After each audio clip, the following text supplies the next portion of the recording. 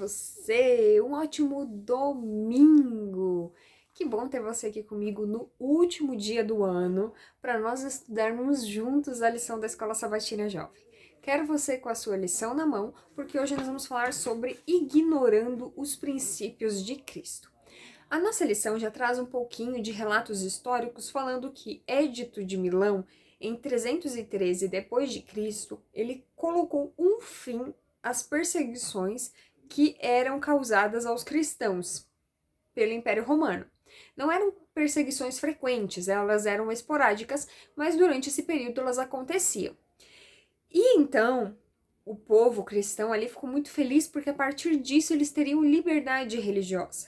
Porque antes desse decreto do Édito de Milão, os cristãos eles tinham que se esconder em cavernas, eles tinham que fugir para as regiões mais montanhosas para conseguir salvar suas vidas, e isso nem sempre era suficiente. E muitas casas que eram utilizadas ali como igrejas, né, como locais de adoração, elas eram queimadas, elas eram destruídas. As Bíblias, eles tinham que copiar, né, os manuscritos pouco a pouco, porque naquela época era muito difícil nessa questão das cópias, e quando os romanos encontravam aquilo, rasgavam, queimavam, faziam atrocidades. Então, quando veio esse decreto, foi um alívio, porque eles poderiam exercer de forma tranquila, né, através da sua liberdade religiosa, a prática da sua crença, da sua fé. Só que, parece até brincadeira, mas logo à frente, alguns cristãos estariam ali estabelecendo um poder político e religioso e fazendo com que a sua crença tivesse domínio sobre todas as outras religiões. Eles não aceitariam crenças diferentes. Durante o reinado de Constantino, de 306 até 337 d.C., a igreja ela fez uma aliança com o imperador e recebendo com isso grandes favores do governo.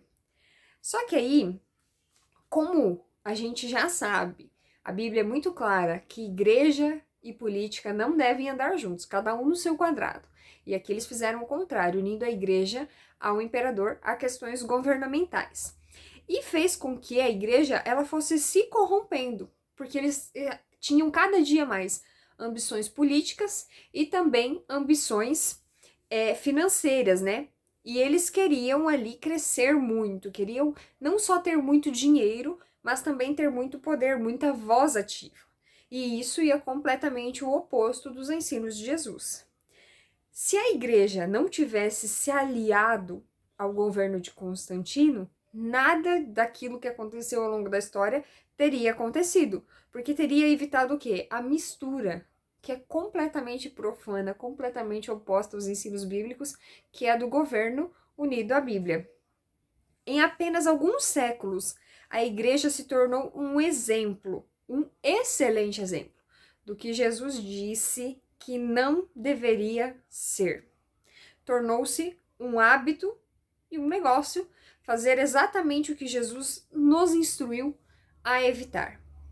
E aí, então, quando chegou o século XVI, foi que a reforma protestante começou a ver que tudo aquilo que estava ali envolvido entre o governo e a religião era o oposto dos ensinos bíblicos e começou a fundamentar novamente a questão da liberdade religiosa, a descobrir, ou melhor, a redescobrir as verdades bíblicas e conseguir colocar novamente aos poucos a igreja no eixo. Hoje é fundamental para a missão da igreja conhecer e principalmente promover os princípios originais que Jesus estabeleceu. É muito importante nós relembrarmos tudo aquilo que foi ensinado por Jesus enquanto ele esteve aqui nesta terra e os ensinos que ele deixou por seus apóstolos, pelos profetas, para que nós não venhamos a cair no mesmo erro que essas pessoas que um dia estabeleceram uma união entre governo e igreja. Porque isso nunca vai dar certo. Eu quero que você continue ao longo dessa semana acompanhando o estudo comigo para entendermos melhor o assunto, mas aproveita que você está por aqui e compartilhe esse vídeo com a galera lá da sua classe.